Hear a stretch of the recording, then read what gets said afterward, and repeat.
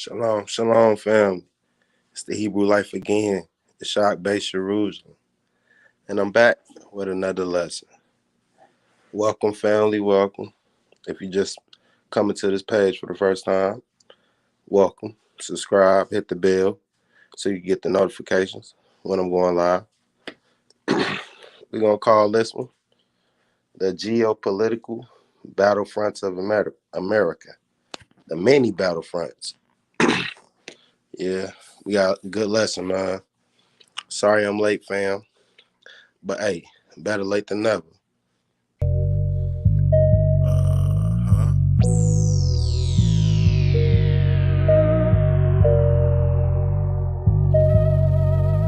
I know you heard what goes up comes down, but with the most high you never roll the clouds, 'cause we fly forever, we fly forever, we fly forever, we fly forever. I know you heard what goes up comes down, but with the most high you never roll the clouds, 'cause we fly forever, we fly forever, we fly forever, we fly forever.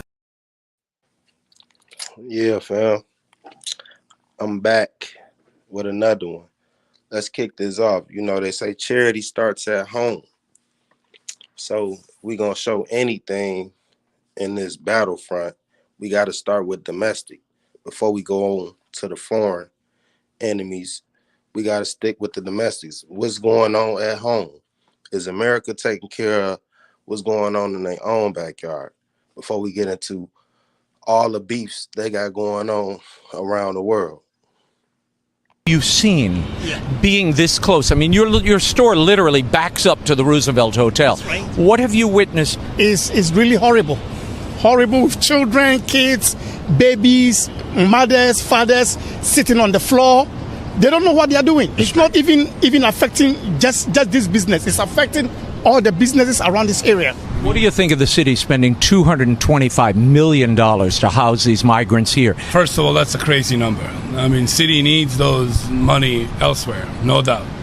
Why does New York owe this to the rest of the United States for this to pay that bill?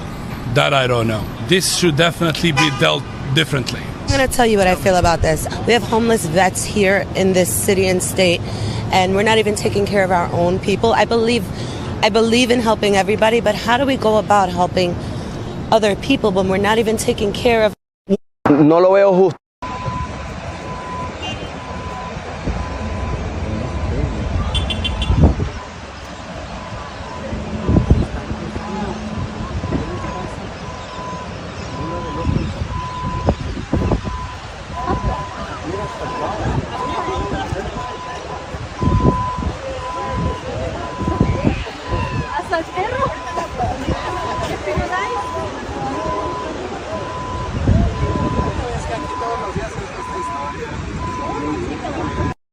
Megan Maloney de Zalvidar is with the New York Immigration Coalition, who, like county leaders, are frustrated with how the migrant crisis is being handled in our state and at the federal level. What went wrong is the lack of support systems from our state and federal government primarily, and from coordination from New York City. Coordination that Maloney de Zalvidar says would have meant support services from groups like New York IC were in place beforehand. But instead, county leaders have issued states of emergency and called on the state and federal government to act while banning migrants. Yeah, family. So as y'all see, America got her own people struggling, and she got foreigners who not from her country invading the country. I got the news. They've been getting sent to Texas, and Texas been sending them to New York, and they've been sending them to Chicago, and what else they been sending? Atlanta, and a whole bunch of other cities, dropping them off bus loads. So what's really going on? Can we afford this? Can we afford for all these new migrants to come while we already got war in Ukraine, war in Israel, war in Africa? Can we afford this? I understand you trying to be nice and extend your hand to everyone, but can you afford it? Count the cost. As he begins his new year, CBS's Skylar Henry is traveling with the president in the U.S. Virgin Islands. Good evening, Skylar. Hey, Ed, good to see you. There are several issues the president is juggling heading into 2024 as he's also looking to stay in office with an election on the horizon.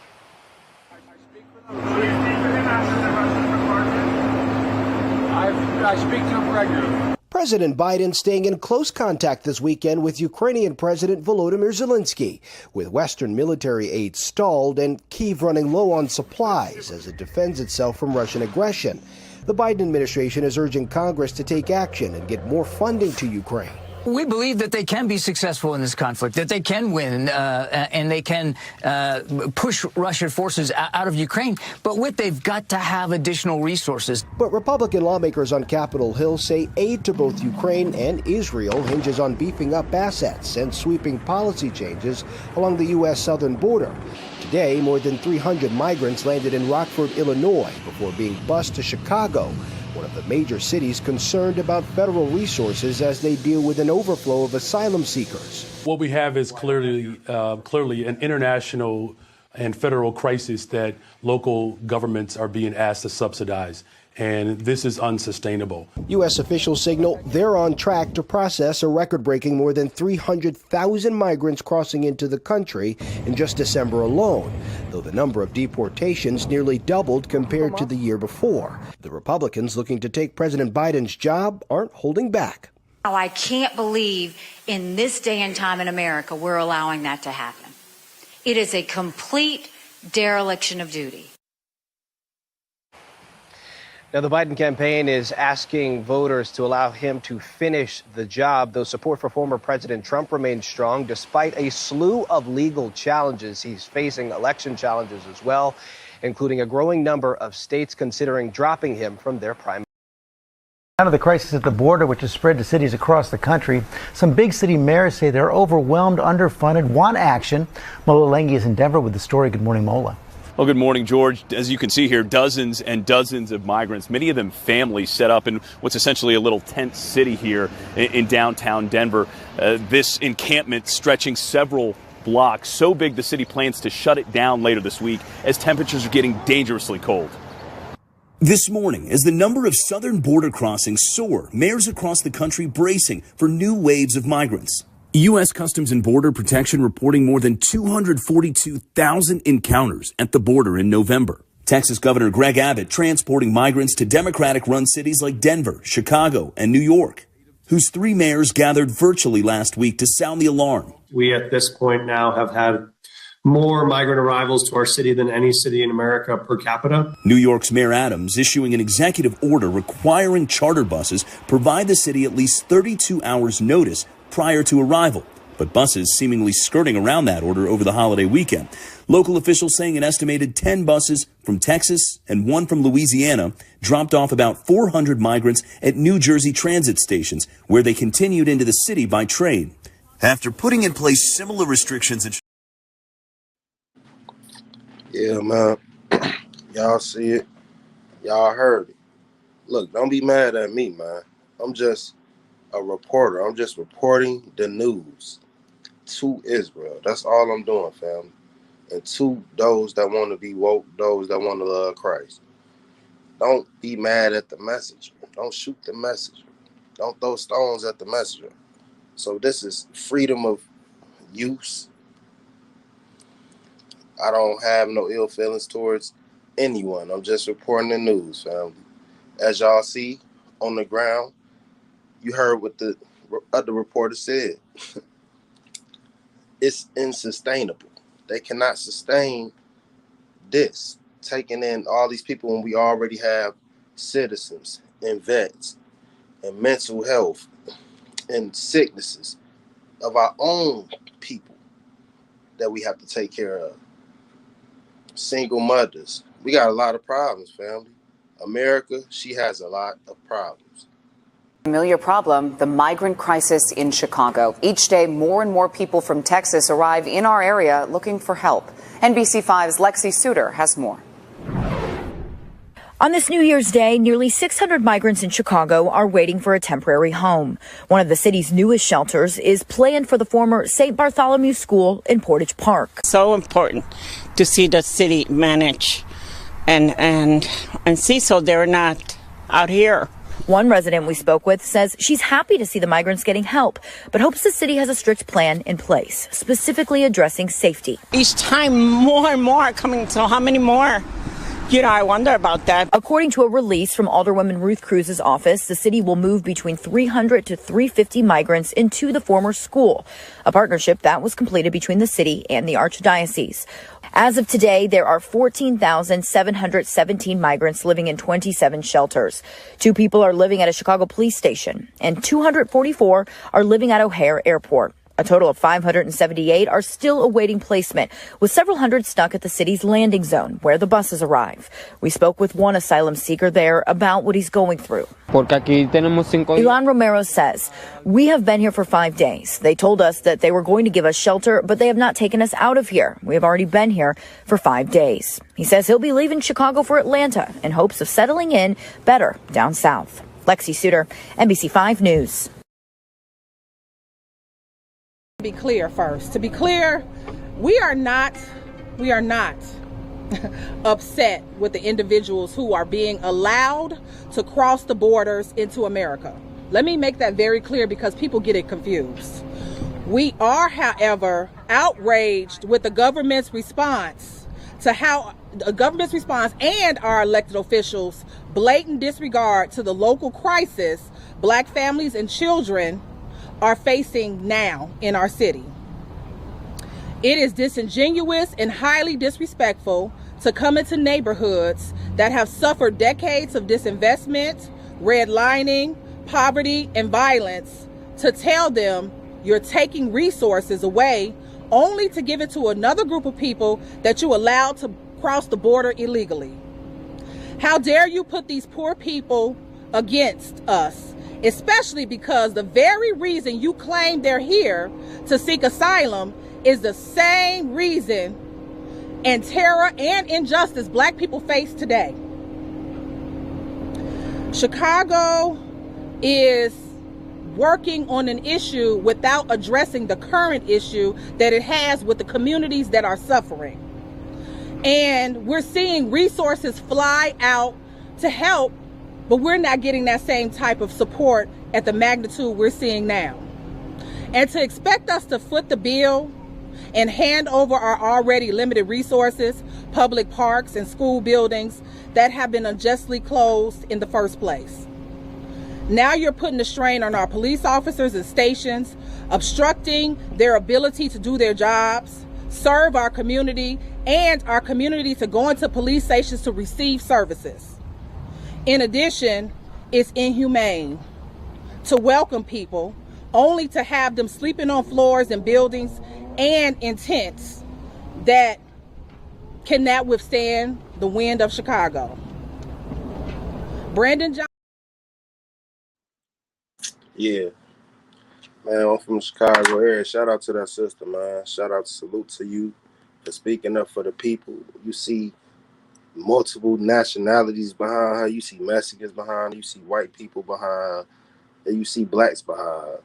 So this is already a national issue of all races and creeds. You got Mexicans missing out. You got who already was here. You got vets that's missing out. You got Blacks, Italians, whites. So this is a big problem in America. And what is Biden going to do? That's all I want to know. What is the Congress going to do? How are they going to fix this? Because dumping busloads of migrants off on other states with no notice, that they even got to tell them, look, give us a 30-hour notice, because they do this without even notice. These people still at the bus stations. And I remember when I was coming from Tennessee with my family, we was coming back to Illinois, and I seen a busload of migrants at a gas station. I didn't understand then. This was probably about 3 or 4 years ago. I didn't understand what was going on. This has been going on for a long time. It's just now making headlines because Texas is not keeping these migrants anymore. These other states ain't keeping them. They dumping them off to other states, and now it's becoming a national issue. Ukraine's most important allies are facing limited political room to manoeuvre. The European Union has failed to come up with a new aid package after Hungary vetoed a €50 billion plan. And in the United States, President Biden wants Congress to approve more than $61 billion in aid for Kyiv. But that bill has been stalled as Republicans insist on more concessions before voting for it. Let's get more from our Washington correspondent, Janelle Dumoulin. Welcome, Janelle. Remind us why congressional Republicans are blocking this new and badly needed military aid package for Ukraine.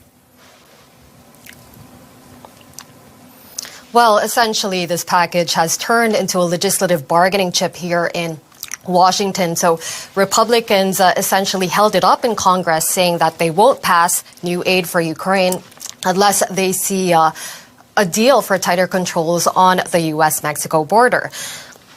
For their part, Democrats signaled a willingness to negotiate on this in order to get Ukraine aid passed, but a couple of items on the Republican wish list they simply deemed as simply too extreme, such as the detention of entire migrant families.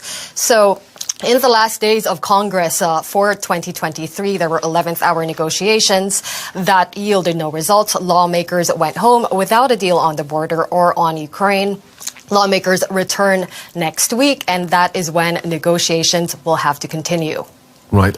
And is there any point to these negotiations? Is there something that would make Republicans change their minds? Well, it depends on which Republicans we're talking about. Senate Republicans do say that they support Ukraine. House Republicans have been voting against. So it depends on whether these motivations are really about the border or about an actual reluctance to help Ukraine. If it's the latter, then it's kind of hard to see what would move Republicans. House Republicans have also been pointing to the stalled counteroffensive from Ukraine, saying that that is a reason to curtail aid or attach conditions to the aid. The idea being that American support doesn't appear to be going towards a Ukrainian victory. But of course, without U.S. support, that Ukrainian victory becomes even harder to achieve. So if the blocking continues, does the president have any other way of keeping support in Ukraine? Well, a few options are being reviewed, among them the use of seized Russian assets. So along with other G7 nations, Washington is looking into putting $300 billion of seized Russian central bank assets towards Ukraine. Now, there were initially a few concerns around this idea. One, that it might provoke a retaliatory response from Russia or send a worrisome signals to countries that hold their assets in dollars or at the Federal Reserve Bank of New York, where a sizable chunk of these assets are held. But support for this idea seems to be growing, and Biden is pushing allies to come up with a strategy around this before February 24, which we know is the second anniversary of the Russian invasion of Ukraine. Okay. Yeah, y'all heard it. So not only are we dealing with homegrown domestic problems, we got foreign issues too.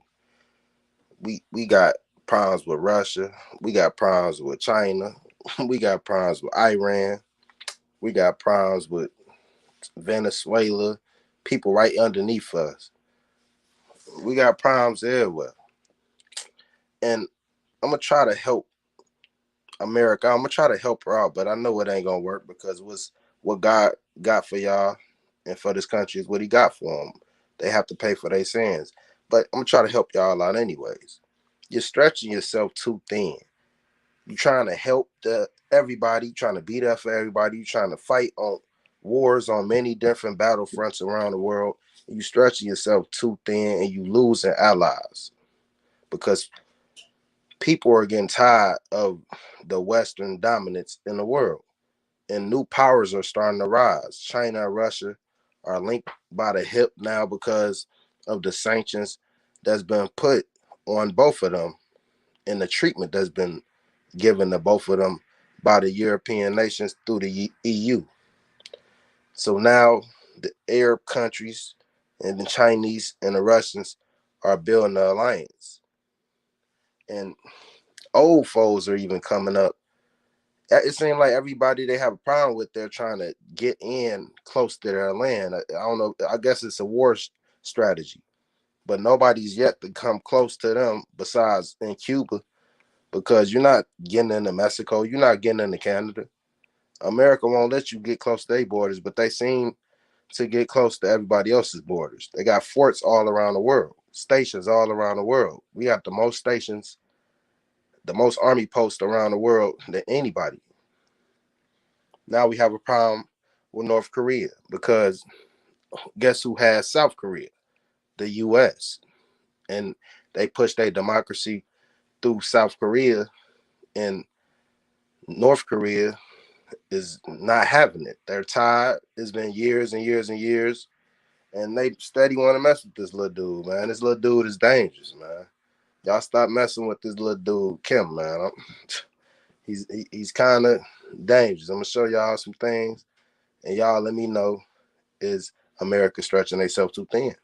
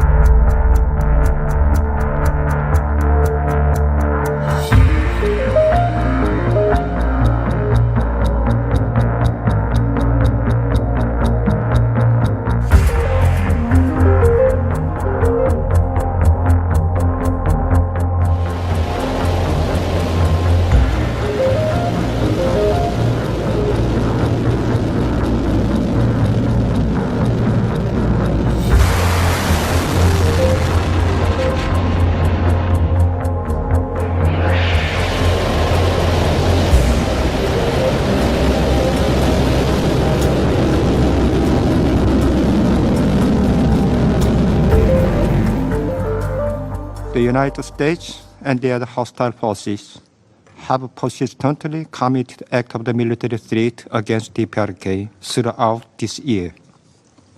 They are becoming all more unmisguided and extremely dangerous until this moment in December closed year end. The ICBM launch conducted by DPRK this time is a warning countermeasure in the face of the grave situation. This notwithstanding, the United States and few countries blindly following it forcibly convened this meeting again, to be recorded as a shameful one in the history of the United Nations, while illegally and unlawfully taking issue with the DPRK, which exercise undeniable just and legitimate right of the sovereign state to self-defense, recognized by international law, including UN Charter, and equally conferred on all UN member states.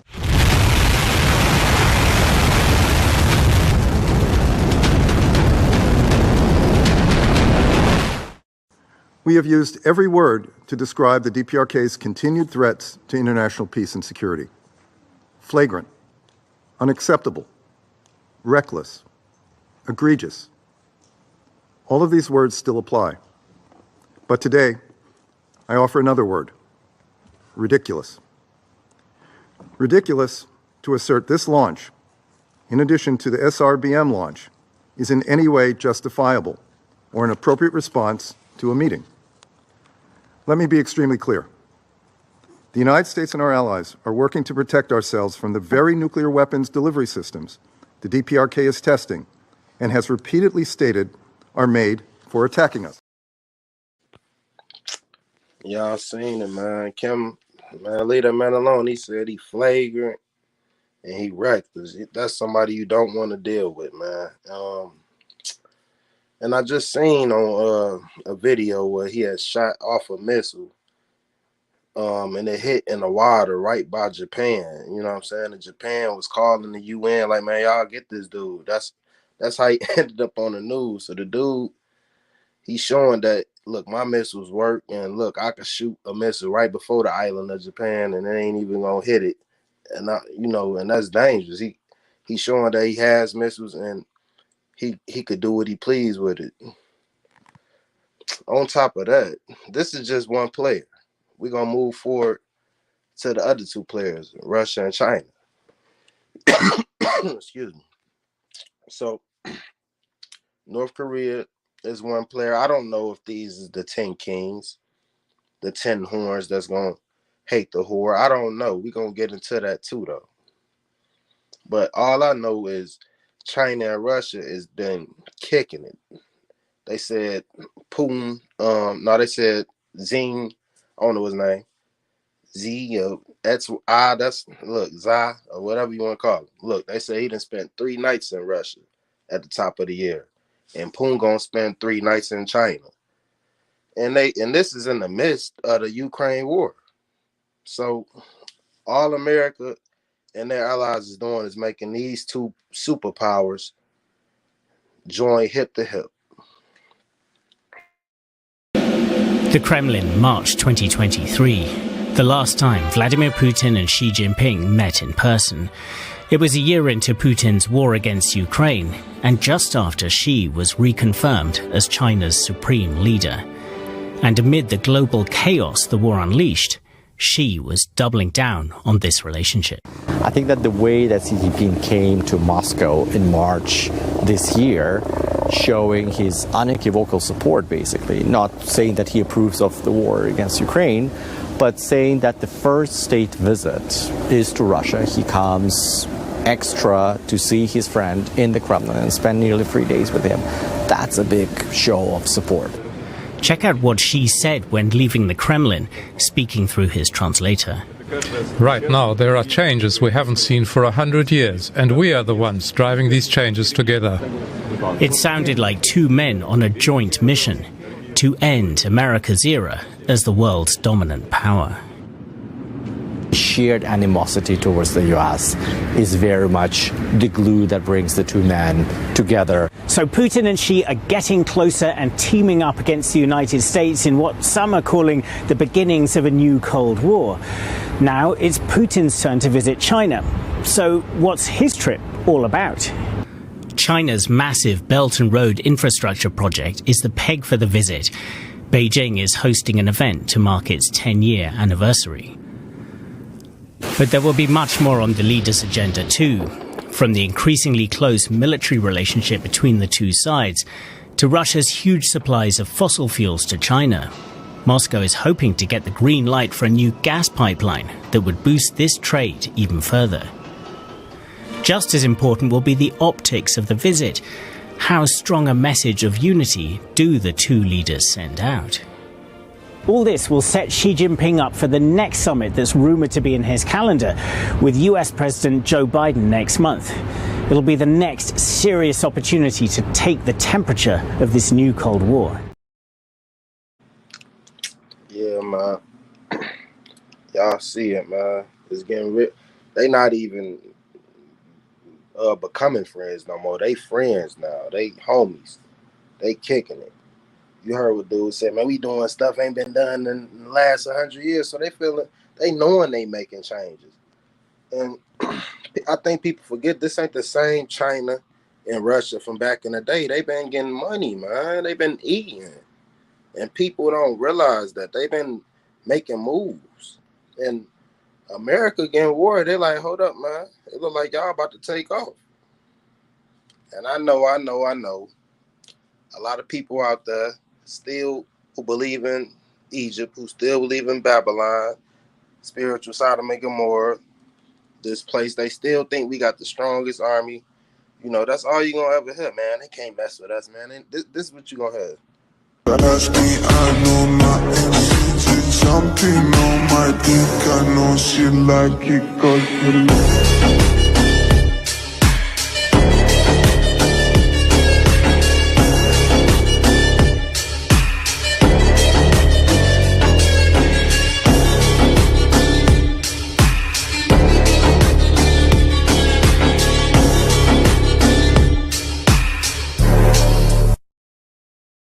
They're watching our every move. Iran, Russia, China, North Korea, ISIS, Al-Qaeda. They may be watching this right now. We don't care what you look like. We don't care who you voted for, who you worship, what you worship, who you love. It doesn't matter if your dad left you millions when he died or if you knew who your father was. We have been honed into a machine of lethal moving parts that you would be wise to avoid if you know what's good for you. We will not be intimidated. We will not back down. We've seen war. We don't want war. But if you want war with the United States of America, there's one thing I can promise you, so help me God. Someone else will raise your sons and daughters. jumping on my dick. I know she like it 'cause you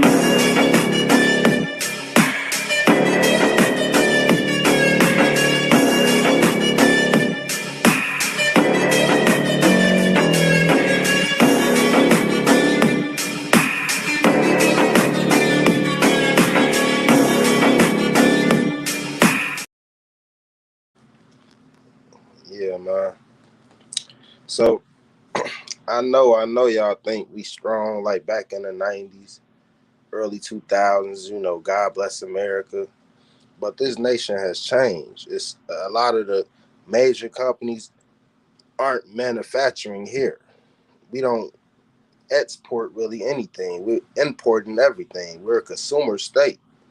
And people forget that Russia and China and these Middle Eastern countries have a lot of power. They produce a lot for the world. And if they were to take away from what they produce and sanction America, I don't know if we'll make it through. For 2 years, Europe has been plunged into the biggest war in 80 years, between the continent's two largest countries. On the 7th of October, Israel and the Gaza Strip went up in flames, and the whole Middle East is on the verge of exploding.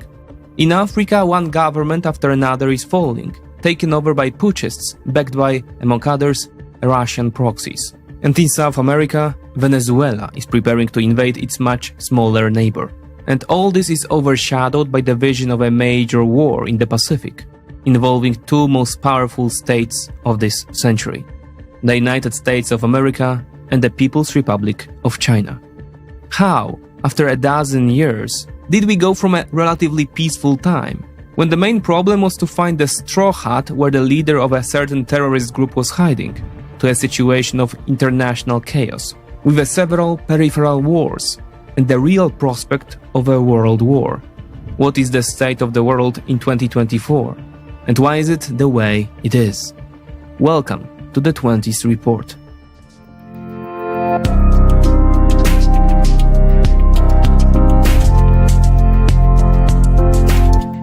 Consider leaving a like if you enjoyed the video to aid the algorithm. War. An integral part of mankind. Little information has survived about the Sumerian civilization, but we know from inscriptions that the city of Kish fought numerous wars with the center of Uruk. It was no different later with the Egyptian civilization, the Peloponnesian Wars of the Greeks, the expansion of the Roman Empire, as well as times much closer to us, such as the Second World War. Meanwhile, the last generation to remember the horrors of the 1940s is slowly dying. One can watch endless documentaries and visit the sites of battles or mass exterminations. But all this could have been done in the comfort of the international peace, in which the vast majority of humanity has lived for the last 80 years. For this reason, for many, especially the younger generation, the last great war becomes as abstract a memory as the wars of the Spartans against the Athenians. This is no accident. The international order that emerged after Second World War was an unprecedented event. The dominant region compared to the rest of the world, Europe, self-destructed within a few years. All the once mighty powers, Germany, France, Spain, the Netherlands, or even Britain, were shadows of their former selves. On their ruins rose the two powers that would dominate the world for the decades to come.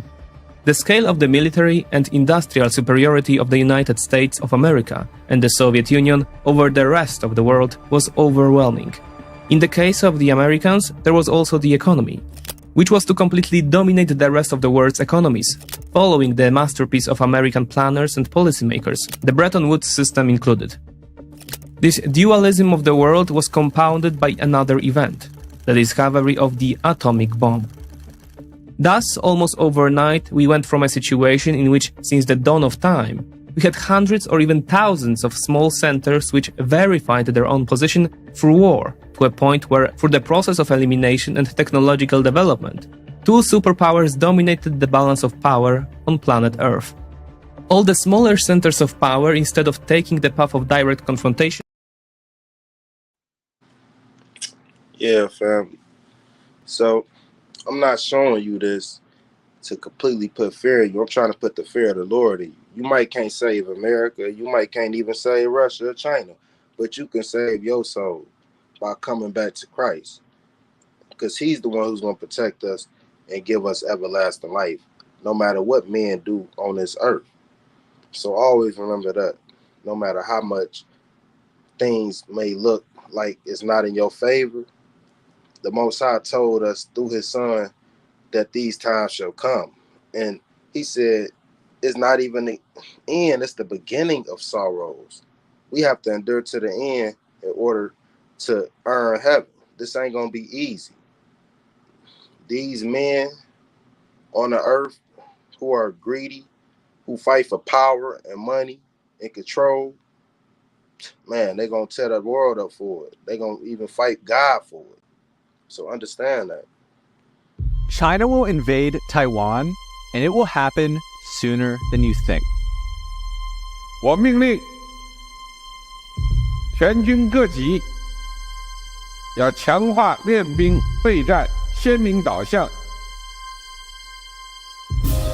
China is leading the authoritarian forces, trying to expand their influence throughout the world, and Taiwan happens to be on the front line. And we are very determined to defend ourselves.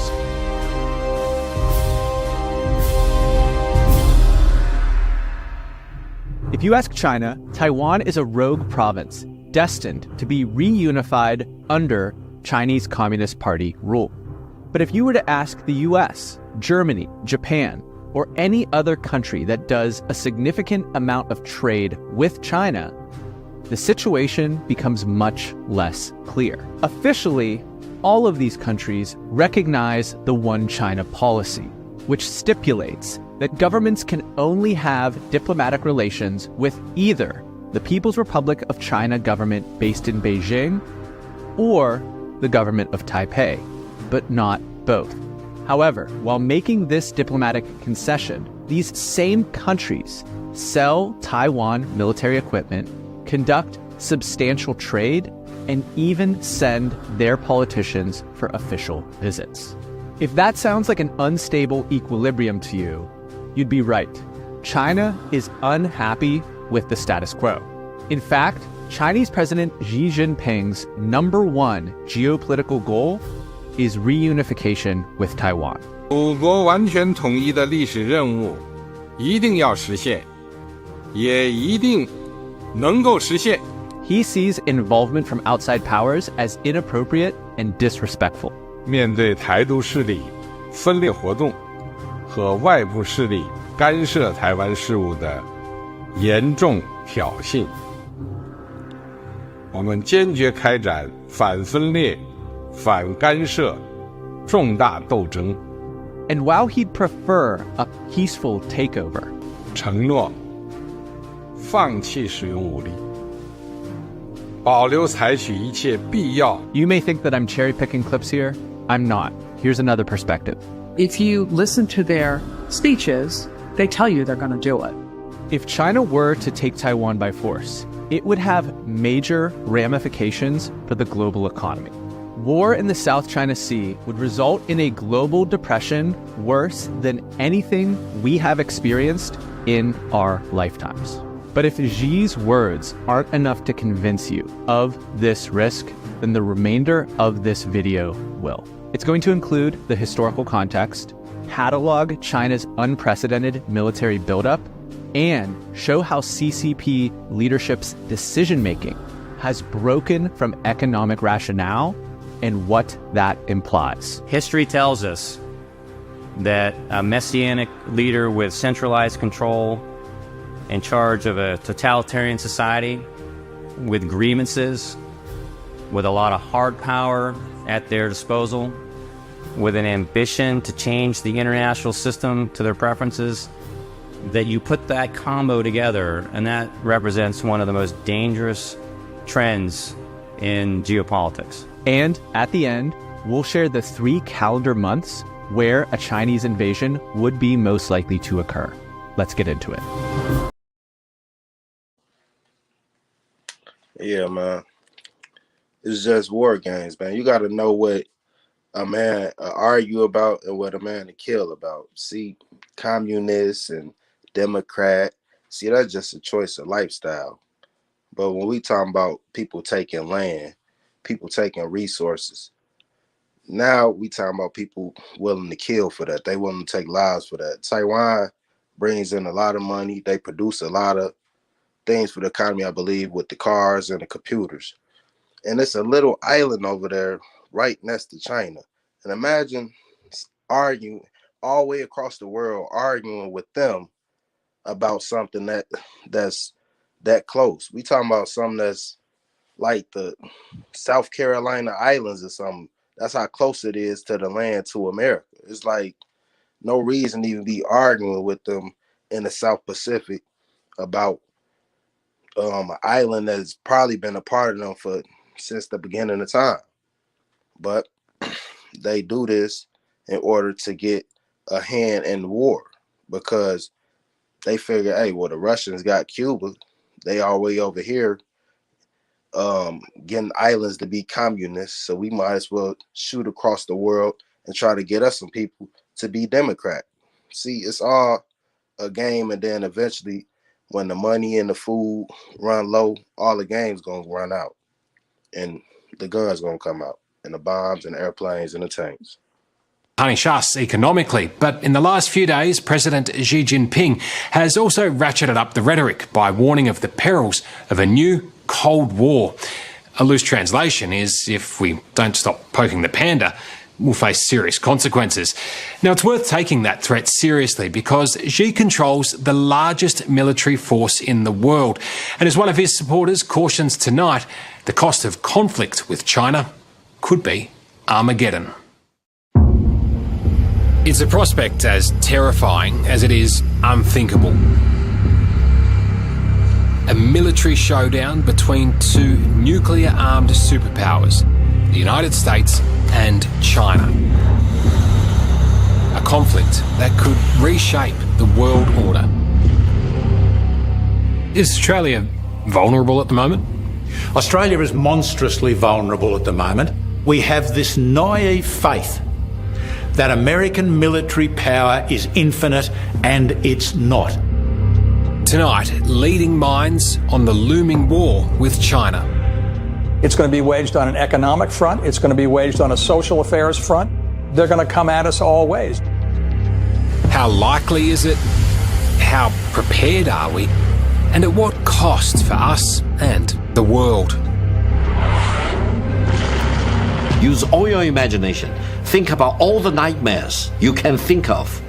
And what will happen will be 10 times more than your worst nightmare. You are talking about the possibility of Armageddon.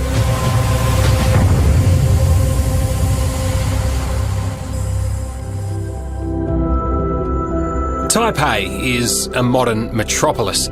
capital of Taiwan, an island half the size of Tasmania, yet home to a population just about the same as all of Australia. The trigger point for conflict with China, if it comes, is right here. Why do you think people in Australia should care about what's happening in Taiwan right now? Because we are a democracy, and democracy do not survive in isolation. Sin Cheng Xiao is an entrepreneur who runs a tech startup in Taipei. In recent months, he's grown increasingly nervous about China's growing threats to reunify with Taiwan, by force, if necessary. What is it particularly about Chinese rule that you're scared of?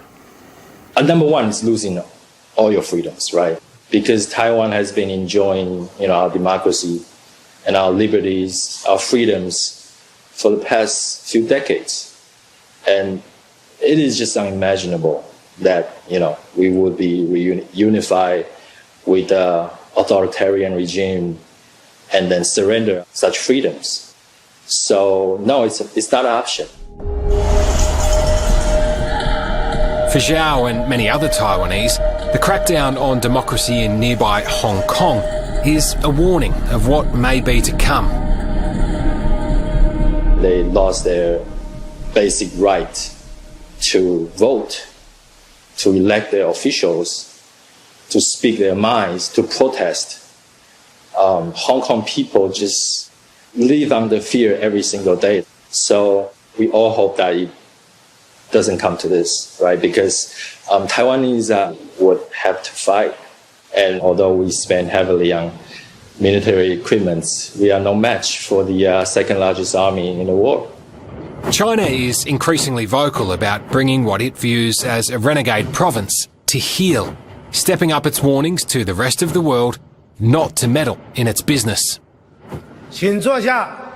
谁妄想这样干？ Anyone who dares try to do that will have their heads bashed bloody against the Great Wall of Steel, forged by over 1.4 billion Chinese people. Yeah, man. We back. So, it's crazy. He right. They, I don't know what little Taiwan trying to fight big old China for, because America put the battery in their back. You heard what he said in the video. Because we're a democracy. Because they didn't pump his head with that. Now y'all see, this is player number 2. Player number 1, North Korea. Player number 2, China. They're doing these things around the world and they're causing conflict and they're making bad tastes in everybody's mouth. Whether they patch it up or not, people still looking at them sideways. I don't know what they, I really don't know what the issue is with the Oriental people. They had the thing with Japan and the bombs, and then they had Vietnam. And now, they took Hong Kong, and now they over there messing with Taiwan. So, hey, China said they not letting up off of it. Player number 3, Iranians. Iran has the most oil in the Middle East. They have been surrounded somewhat by the Americans through the wars from 2001 to when they pulled out after 20 years, and I think 2020 or 2021. But they had Afghanistan and Iraq, and these are 2 borders along Iran. So Iran having all this oil, they say, hey, I want to protect myself, and they want to have weapons. America had nuclear weapons, and all of the other big countries had nuclear weapons, so they figure that they want to play with the big boys. So you got to understand, when you start using nuclear bombs and atomic bombs, you open the door up for everybody else to be afraid and say, I want to have one of those, because it ended the whole war.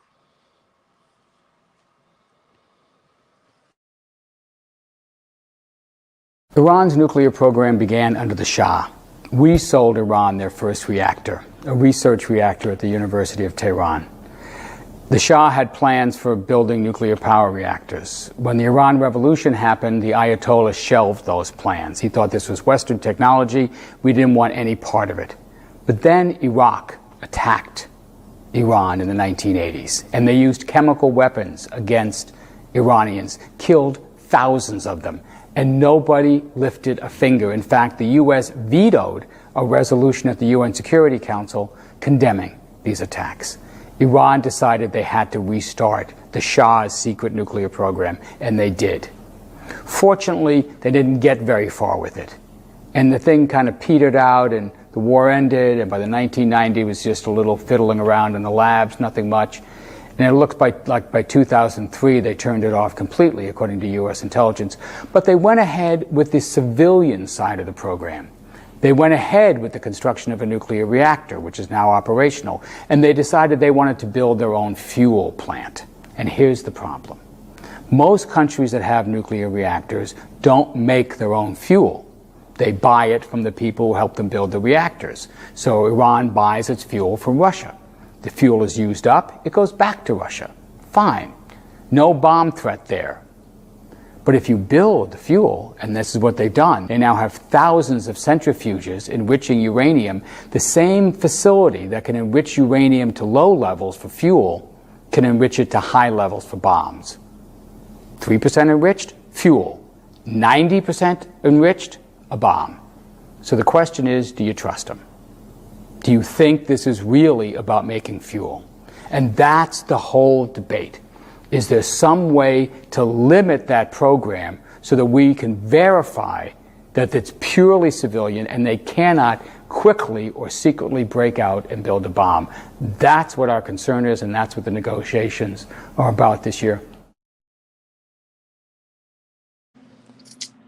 So, yeah, man. Iran, everybody knows they've been very outspoken against the war in Israel and against Israel, and they've been very outspoken against America and several other things. But I told y'all they got the oil, so I'm finna show it to y'all.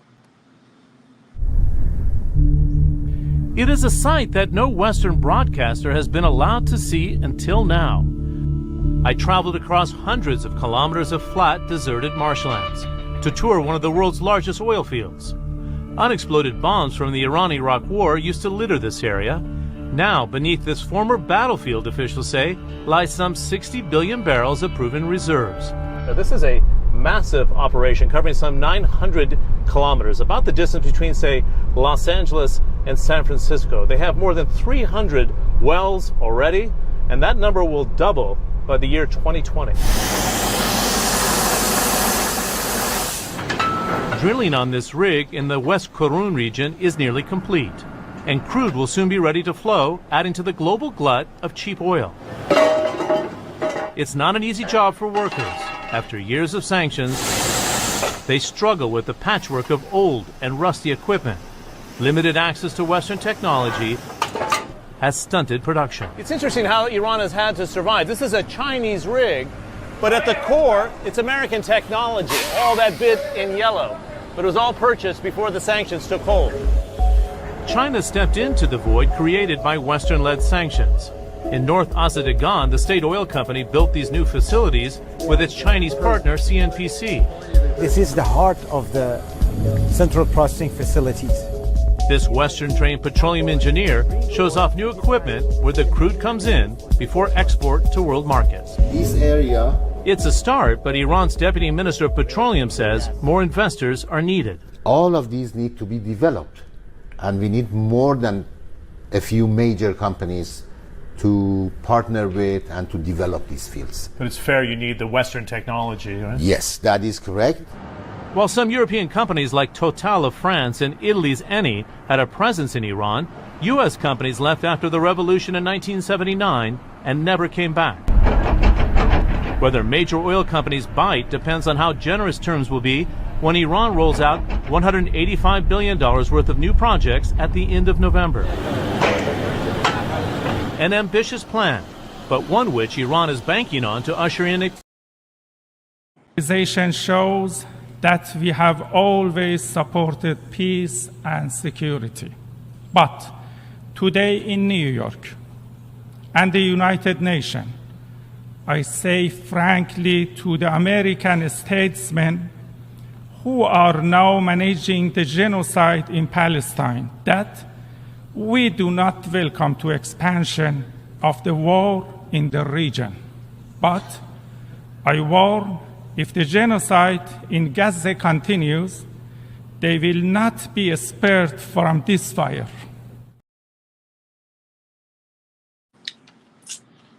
Y'all heard what they said. So Iran said they don't agree with the war in Palestine, and a lot of Arab nations don't. And a lot of people don't see that this is uniting the Arab nations, to get, the Jewish people up out of Palestine. So I'm going to let an Iranian tell you how it is in Iran and their history, because he lived there. Shout out to him. I'm going to let him talk. Look at some of these countries, but let's go back in timeline and see how this whole thing came about. Obviously, there are certain things that are causing this, but let's go back to 1908. 1908, Anglo-Persian Oil Company gets started, right? People find that Iran's got some oil. Oh my gosh, what if? And every time this happens, money, opportunity, greed, we got to get a hold of this. What if we can get some money here? And at that time, Iran doesn't have all the technology to be able to get the oil, and UK did, Britain did, so they came in, we'll help you. But they struck a deal with them in 1914. They came in and they say, we'll help you, but we want to own 50% of all of it. Imagine, you are Iran. It's your country. It's your oil. But Britain strikes a deal with you to own 51% of it. And this is the whole Anglo-Persian Oil Company we're talking about, which later on in 1954, they changed the name to BP, British Petroleum. You've heard about them, right? So that's 1914. Now, let's talk about some of the leaders. 1925 to 1941, Reza Khan, Reza Shah Pahlavi, who is Mohammad Reza Pahlavi's father, becomes the Shah of Iran from 1925 to 1941. Then in 1941, he appoints his son. His son becomes the Shah, and he stays from 1941 to 1979. This is very important to know why this is taking place from the father to the son. The father had a very strong military. He was a great general. He was a warrior, tough guy, would push people around. Everybody respected him from his military, record that he had. And his son was a little bit different. His son spoke 6 or 7 languages. He was more of the better, well-spoken politician, a little bit gentler, a different kind of approach he had, but he was in his father's shadow. So he comes and takes over, right? Then in 1951, Mossadegh, who in Iran comes out and becomes the prime minister of Iran, he comes out and says, we got to nationalize this oil situation. Why are we giving it to Britain? Why are we giving him so much money? Britain gets upset, and similar to sanctions, Britain imposes embargo and halt exports, which is not really good because, again, Iran cannot make money because people are not buying products. And Mossadegh, to kind of make a comparison of who Mossadegh was a socialist, similar to like a Bernie Sanders with the communistic party in Iran today. Really liked him and they supported him. So some say he was a communist. He says, I'm not a communist, but some said he is a communist. So there was kind of that going on. And Britain's obviously not happy about it. So in 1953, CIA and MI6, which is the British intelligence, they team up together to create a coup. And what happens? They kick Mossadegh out. And Mossadegh ends up going and living in a small town away from everybody, in a place, doesn't bother no one. They just kind of wanted to get rid of him. And he goes out there and he's gone, right? So then the Reza Pahlavi comes back, Mohammad Reza Pahlavi. They liked him because he was good with the Western nations, goes back and starts creating commerce, money, all that stuff, goes back to where it was at before. By the way, CIA document released 60 years later validates that the coup did take place influenced by CIA and the MI6. These documents are now public. You can actually go look at them. So 1963, the Shah, he comes out and he says, look, he gets inspired. He sees what's going on in America with capitalism, with education. He says, I want to do a similar thing. He admired what the West was doing. And a lot of Iranians didn't like his level of admiration for U.S., right? So he comes out and launches this program called the White Revolution. And here's what some of the things happened from 1963 to 1978 because of him launching this white revolution. Number one, Iran's students, the illiterate rate was very, very high in Iran. People couldn't read, people couldn't write, and it was something everybody talked about. He took it from 1.5 million students in 1963 in all of Iran to over 10 million students by the time 1978 came around. Total schools multiplied 3.24 times. Schools all over the place because he understood the value of education in order to increase the economy of a nation. Education-wise, they were spending 45 billion rials from 63 to 67, raised it to 173 billion rials from 68 to 72, and eventually 551 billion rials from 73 to 77. The one thing that he did that he didn't like that was taking place in Iran, he wanted to give a lot of women's rights. So y'all see the history and how it started in Iran. These people had a lot of oil. They came to the Europeans and asked them, and struck a deal, a 50-50 deal to use their equipment. And they implemented their ways on how to get the oil out instead of the old-fashioned way they was doing it, which was very dangerous, but at the same time, 50%. And then when they didn't want to, when they wanted to change the deal, they dropped out the deal. When they started getting sanctioned for not agreeing with certain things, China stepped in. As y'all see, China always stepping in. This is why they become a problem to America. But you know what I'm saying? We could give you the rest of the history to the Houthis, all of them people who's ruling right now, who has millions and millions of dollars, but it ain't even gonna matter, man. Let's move this forward, man. Y'all see Iran and y'all see they money they got. I could go into it even deeper, but they got plenty of money. They got Arab money for real. So these geopolitical powers that America wants to battle against has money, and they have a way to keep themselves up without America's help because they're all dependent on each other. They done created a circle that can't be broken called BRICS. And this is why BRICS was formed, and this is how it got formed, because people want to go away from the West because of their bully ways. Economies known as BRICS makes up more than 40% of the world's population and a quarter of the global economy. And more countries want to join the club, which aims to challenge a world order seen to be dominated by the US and its Western allies. But what exactly is BRICS? Who wants in? And why? Underscoring the growth potential of Brazil, Russia, India, and China, a chief economist at Goldman Sachs came up with the BRIC acronym in 2001. The group was founded as an informal club in 2009. Its creation initiated by Russia. South Africa joined the following year. It's the smallest member in terms of economic clout and population. BRICS is not a formal multilateral organization like the UN or World Bank. Its leaders usually get together annually, with each nation rotating through a one-year chairmanship of the group. The bloc operates by consensus. Apart from geopolitics, the group's focus includes economic cooperation and increasing multilateral trade and development. And that's attracting others. This year's chair, South Africa, says over 40 countries have expressed interest in joining. Iran has said it hopes the club will pin down the new membership process as soon as possible. Oil heavyweight Saudi Arabia has the backing of Russia and Brazil, and Argentina says it has China's support. One of Africa's fastest growing economies, Ethiopia, says it's asked to join. Bolivia appears interested too. In July, the country turned to the Chinese yuan, saying it wanted to curb dependence on the US dollar for foreign trade. That move aligns with BRICS' stated aim. The same month, Algeria said it applied for membership and to become a shareholder in the so-called BRICS Bank, or New Development Bank. Still, current members are divided over expansion. China wants the group to get bigger as it tussles with the US over trade and geopolitics.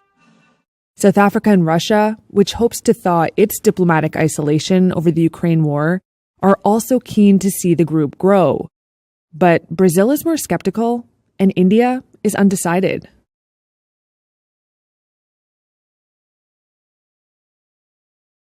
As I heard, Brazil is skeptical and India is undecided. So them not the, even though they're in BRICS, they're not one of the main powers that can be counted on. They're on the fence. You know, they've been under the Western rule so long that they're scared to break away, and they're scared to, you know, choose sides when these wars is going on between Russia and Ukraine and Israel and Palestine and all these different wars in the world where America has their hand in and they're sanctioning people. Trust me, America and India is still getting plenty of money. You can't even pay your cell phone bill without talking to an Indian person. So let's go on the ground level and find out about these powers, mainly China and Russia, because it would be a war with either one of them alone, but fighting both of them at the same time, along with some other allies, it's a recipe for World War III. The end of the Cold War was a watershed moment for the geopolitical balance of power. For the first time in centuries, a single state, the United States of America, was powerful enough to exert its influence everywhere in the world. Following the demise of the Soviet Union, there was no other country capable of rivaling American power. Despite this, states like Russia, China, and Iran have always opposed America's growing influence in their respective regions. And as the United States committed several strategic blunders in Iraq and Afghanistan, and failed to exercise a stabilizing influence in war-torn countries like Syria and Libya, it suffered a significant reputational blow. Gradually, countries like Russia, China, and Iran, which opposed America's unipolarity, started becoming more vocal in their criticism of the post-Cold War international order.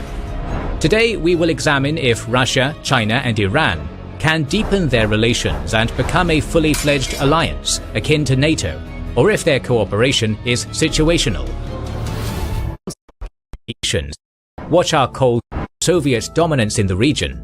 In the aftermath of the Islamic Revolution, Ayatollah Khomeini had no intention of being involved in the Cold War.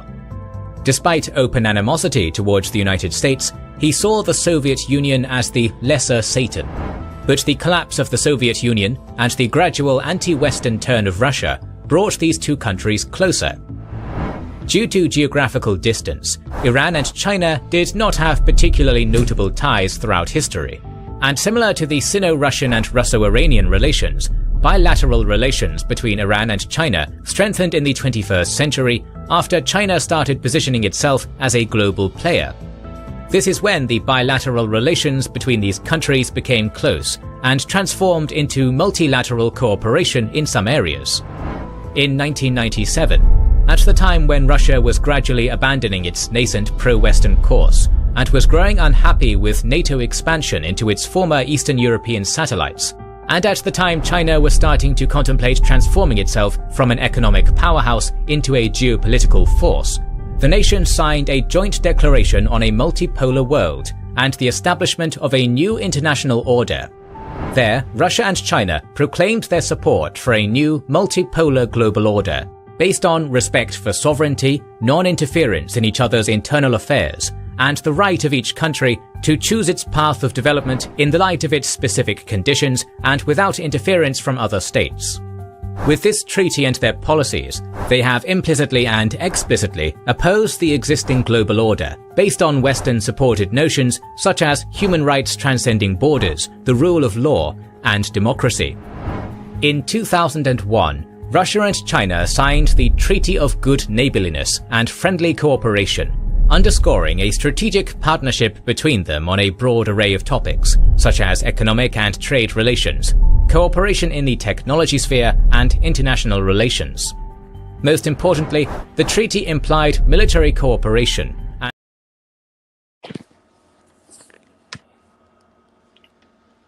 Yeah, man. So, you know, it's crazy because it seemed like, I ain't the best at geography, but when I look at the map, I see the same nations in Ezekiel 38. And, if you read the Bible, you see the Most High forming the enemies of Babylon. You see the Most High making the enemies of himself in the last days, making them very big, giving them power, just like he gave Egypt power, just like he gave America power. and any other nation in this world. He told Nebuchadnezzar, I make kings. And Nebuchadnezzar learned that after he was eating grass like an ox, that the Most High is the judge of judges, kings of kings, the lords of lords. Initiative. The trade turnover between these countries has exceeded $100 billion, as China has become the biggest trade partner of Russia. China's Belt and Road Initiative launch has played a vital role here, as Russia is one of the important transit points connecting China to European markets. Following the imposition of Western sanctions on Russia in 2014, after the unrecognized annexation of Crimea, and in 2022, after the full-fledged and unprovoked invasion of Ukraine, Russia has tried to avoid using dollars in their trade. Russia's removal from SWIFT in 2022 accelerated the pace of this endeavor, as Russia and China agreed to trade for Russian gas supplies in rubles and yuan. In November 2022, Russian Deputy Prime Minister Alexander Novak stated that the share of currencies from states considered friendly by Russia rose to 31% in the Russian foreign exchange market, with the yuan having the highest portion. Economic cooperation and membership in the same organization are all well and good, but any strategic alliance arguably cannot be possible without significant military cooperation, and Russia and China have been developing just that in recent years. In 2015, Russia started selling its Su-35 fighters and S-400 air defense systems to China. In September 2018, Russia conducted the Vostok 2018 military exercises, which included the Chinese army. Since then, the two countries have participated in joint military exercises within the framework of their bilateral relations and under the auspices of the Shanghai Cooperation Organization. In 2022, Russia and China carried out joint naval and ground military exercises on several occasions, both in a group with other countries and just the two of them.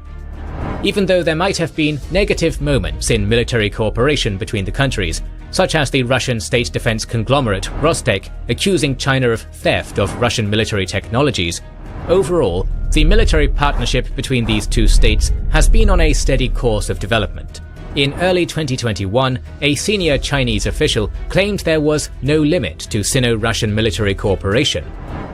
While Russia and Iran have historically had problematic relations and competed for influence in the Caucasus, Central Asia, and the Caspian Sea, sanctions imposed on Russia in 2014 and the war in Syria brought them together. In 2014, the two nations signed an oil for goods deal, reportedly worth $20 billion, which envisaged Russia's purchase of up to 500,000 barrels of Iranian oil per day in exchange for Russian products. This aimed to help alleviate the pressure imposed by sanctions on the economies of both countries. Russia has also reportedly benefited from Iranian know-how in evading international sanctions, particularly after the start of the war in Ukraine in February 2022. Sanctions pushed both countries to cooperate more closely, to avoid isolation and to boost their economy.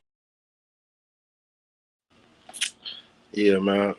So y'all see it, man. We see end-time players. We see geopolitical enemies of the Most High. I mean, and we see them being enemies of the whore of Babylon, which is America.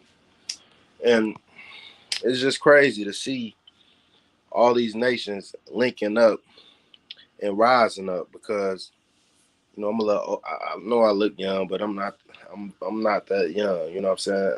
I'm a 90s baby. So, you know, these nations weren't in the position they're in those times, even in the 80s. But over a 20 or 30 year period, these countries have gained power with the world by manufacturing things, by creating things. You couldn't turn a product around and it didn't say made in China and America, and everybody knows this. And that's the Achilles heel right there. When the work was sold out the country and China became the world #1 manufacturer of everything, they made so much money you couldn't tell them what to do. They got so much control and power. They know they value and they know what they bring to the table. And these big companies, they not gonna move they companies and they manufacturers out of China because they're into it with America. They're gonna keep trying to make money till they dying day, because the love of money is the root of all evil. And that's how we get in this situation with all these nations fighting over a whole bunch of stuff that belong to the Most High. But let's see what they say about these companies that's embedded in Chinese work. Walmart, Apple, Adidas, Nike. Do you know what's common between these brands? They all outsource manufacturing to China. Look at the numbers. 70% of Walmart products come from China. 75% of Apple products are made in China. 25% of Adidas products, 46% of Nikes. These are big numbers. And they make you wonder, what does China have? Why do brands prefer manufacturing there? Even now, when China's global image is in a shambles, when questions are being asked of its policies, its treatment of the Uyghur Muslims, its crackdown on the COVID-19 protesters, its cruelties on the forced laborers, and its suppression of democratic movements. How then is China still the world's factory? Why are brands finding it tough to decouple from Beijing? Hello and welcome. You're watching Gravitas Plus with me, Molly Gambhir. And I come to you with a question. Why do foreign firms find it hard to leave China? We know they want to. They've been talking about it for the last 2 years. Look at some recent headlines. Companies are fleeing China for friendlier shores. Big multinational companies moving out of China. Yes, manufacturing really is leaving China. These are all stories from the last 2 years. But do they depict the reality? Not really. You see, China still holds the cards for global supply chains. A host of businesses and companies still invest in the country. Have a look at these numbers. In the first 4 months of 2022, foreign direct investment into China grew by 26.1% on a year-on-year basis. Last we checked, it stood at a whopping $74.47 billion. What does this tell you? That despite all their lofty pledges, multinational firms are still relying on Chinese supply chains, and they seem to have no intention of ending this reliance. I am not saying this, surveys are. Take this one, for instance. It was conducted by the EU Chamber of Commerce in China. It asked 372 companies and investors if they were going to shift their investments to other markets. The results were as follows. 25% of the respondents said they were considering shifting investments, but a whopping 75% said they did not have any such plans. A survey by the American Chamber of Commerce showed similar results. It asked companies whether they had reduced their investments in China. In 2021, 29% respondents said the investments had decreased. In 2022, only 26% of the respondents had said that the investments had reduced. The same survey asked another question, whether China's COVID-19 policies will have any impact on their investment plans. In 2021, 30% said no, it wouldn't impact their scale of investments. In 2022, the figure grew to 44%, meaning 44% respondents said China's policies have not impacted their investment plans. And what does that tell you? That yes, companies want to move out of China, but they are too hesitant to let go of what China offers. Take the case of Starbucks. Yeah, man. So as y'all see, man, on one side of the sanctions and these wars, you got a nation that produces probably 75% of the things we use every day in America. And they own a major part of the medical industry. They own the roads in America. They own the biggest meat company in America. So China is very, very invested in America. If they was to take what they produce and what they give from America, they would suffer very badly. We talking about a worldwide economic struggle if China and Russia was to pull away their resources. But let's get into it. Now, with that, losing the financial side of the war, if they was able to have a military that could contend with America, it would be even more of a problem. Let's look at the stats.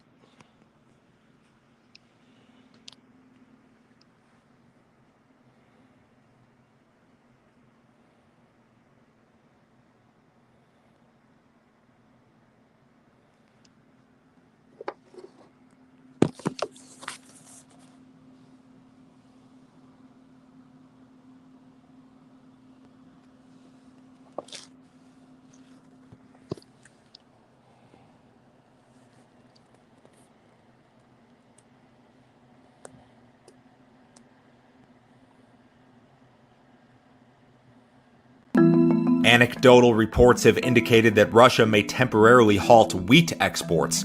Citing unnamed sources, a Russian publication reported in late March that the country's ag ministry may consider halting exports of wheat and sunflowers due to low prices.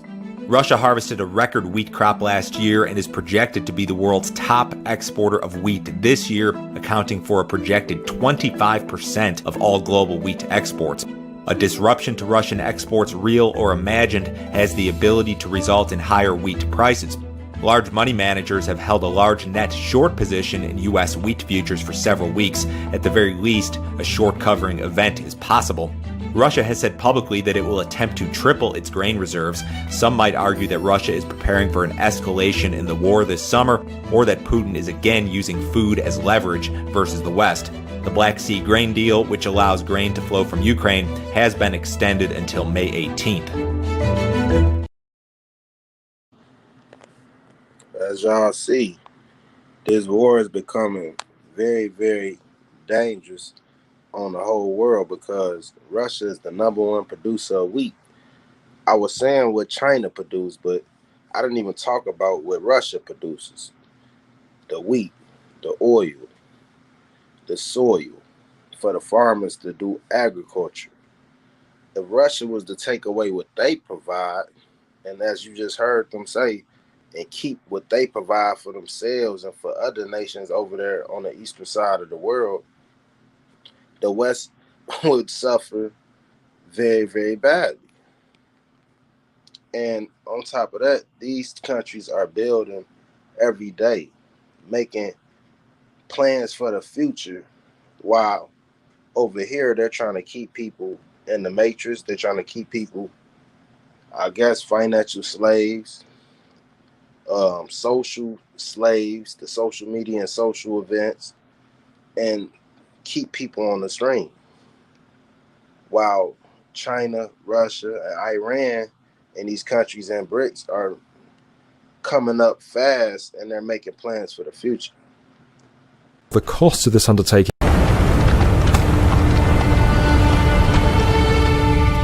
In 2017, a Russian oil tanker travelled across the Arctic without needing an icebreaker. That's a huge deal. The journey connected Asia to Europe in just 19 days, far shorter than the 48 days it normally takes for ships to go from China to Europe's largest port in Rotterdam.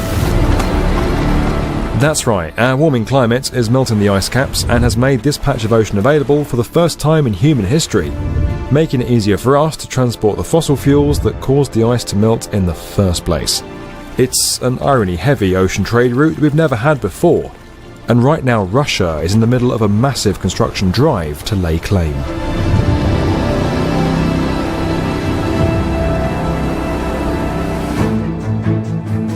This $110 billion megaport on the Taymyr Peninsula is quite possibly the most impressive thing that Russia's building right now.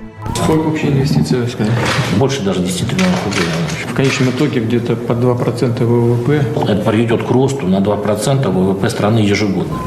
Dubbed the biggest project in the modern-day global oil industry, it'll house the country's largest Arctic oil terminal, and it's so huge and so remote that state-owned oil company Rosneft will first have to build the infrastructure needed just to get to the site.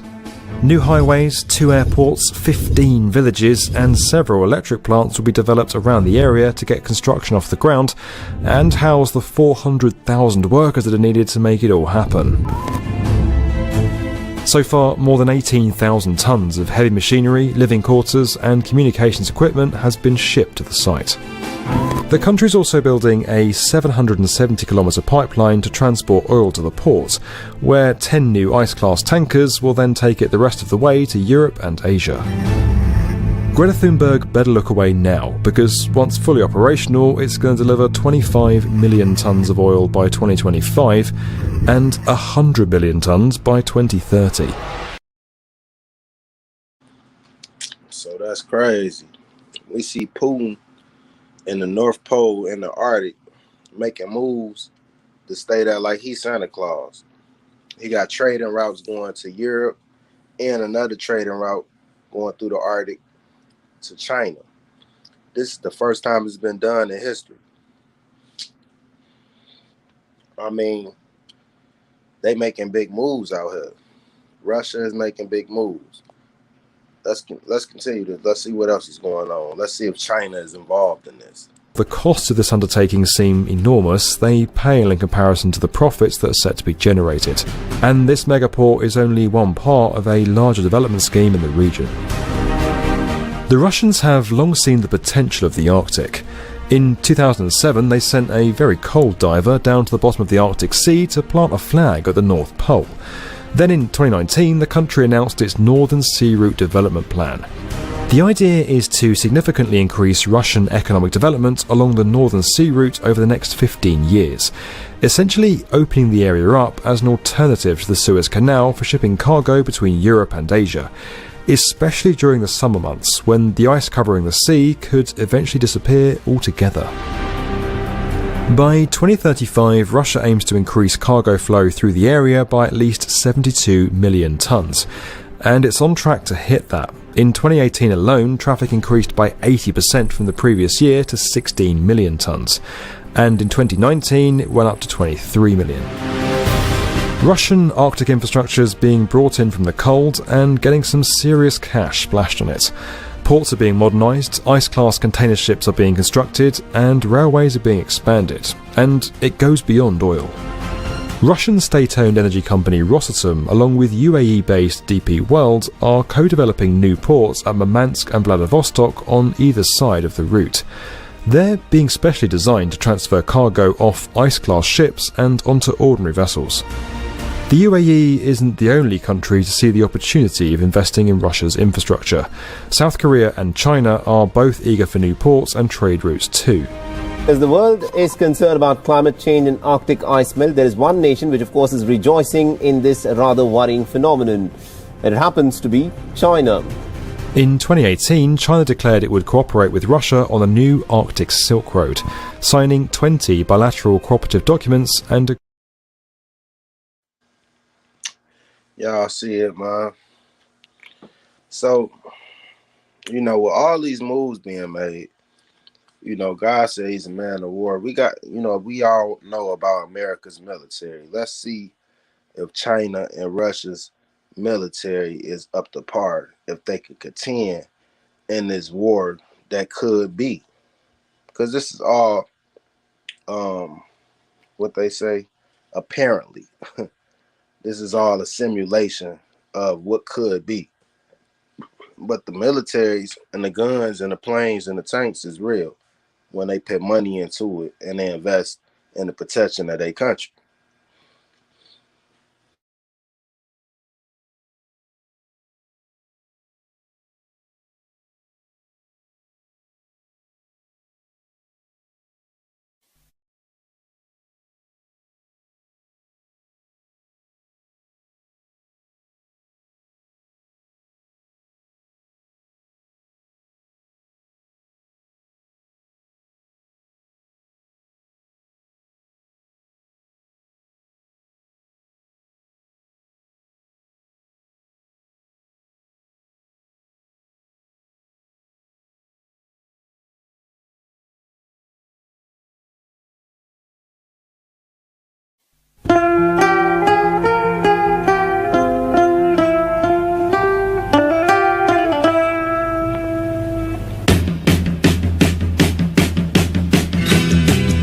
What if US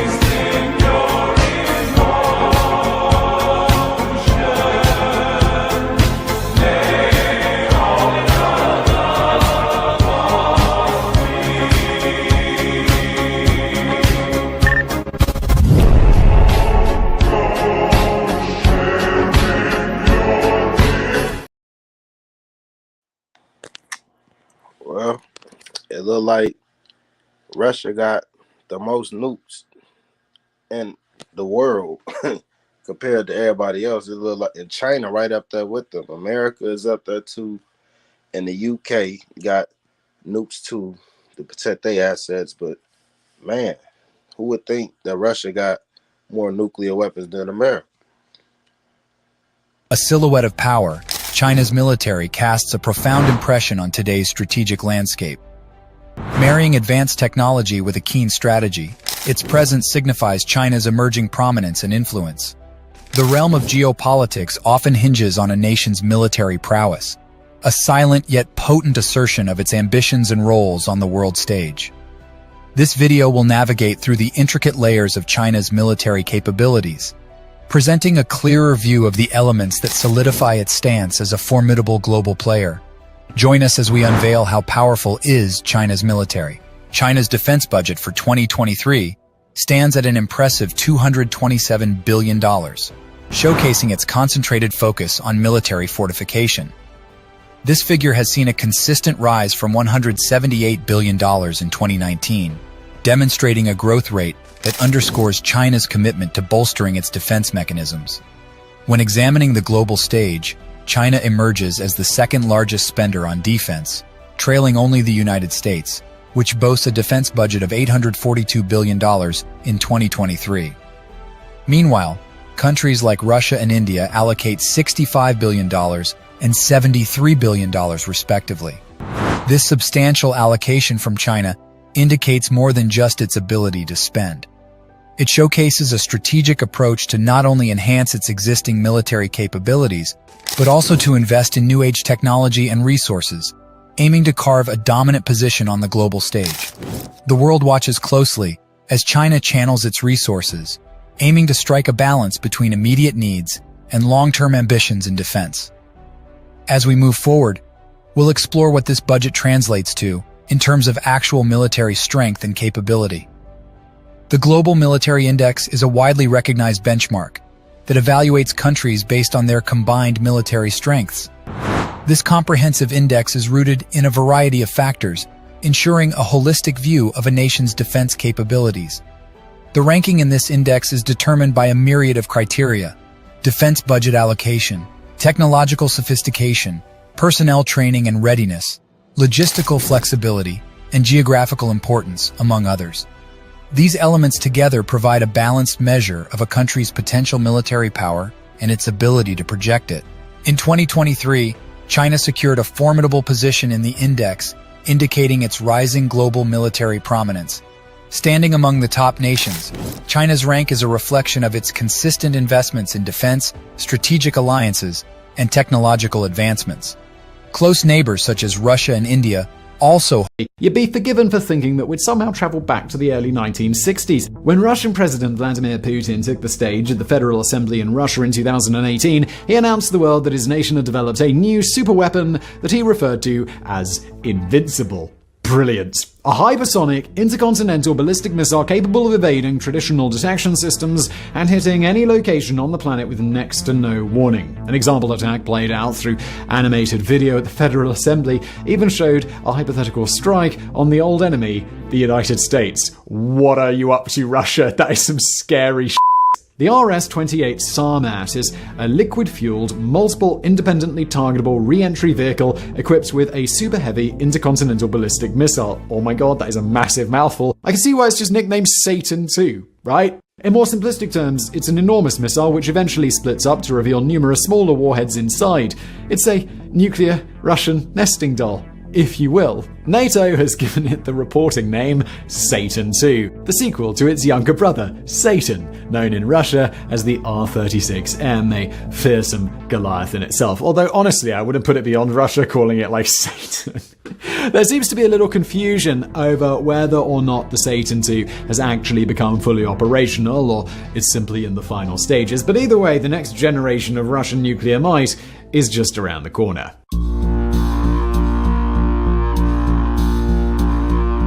Now, I'm not going to go into too much detail over the first arms race because we've done an entire video on mega projects already about it, so you can watch that after you've watched this one. But let's just say that it was a fairly nerve-jangling time in which the two superpowers built up a stockpile of so many nuclear weapons that they'd never have any hope of using them all. Apart from a few rare occasions, these two superpowers thankfully never came anywhere close to fighting each other. Instead, they both sat on top of their respective nuclear warhead mountain, playing proxy in various bitter conflicts around the world and slinging. Yeah, man. So, y'all seen it, man. Y'all seen the players. Y'all seen the geopolitical battlefronts that America has in front of them. Me personally, I don't think they could win all these wars, but that's their business. You know, we focus on the kingdom over here. It wouldn't matter what worldly weapons they got, because us, Israel, and the true and living God of heaven and earth, the God of Israel, he got us, and we got nets, and we got forever. So they can make as many bombs as they want, and they could blow each other up, and they could blow themselves up with how many bombs they making. But at the end of the day, the Most High got our back, and that's a spiritual power. And nothing can beat that. Understand our power and understand their power. Their power is of this world. It's carnal powers. It's worldly powers. And let them fight about powers, and let them fight about money and land until the Messiah comes back to claim it all in the Valley of Jehoshaphat. So, I'm Base Jerusalem. This is the Hebrew Life. Hey, shalom, family. Till next time. Shalom.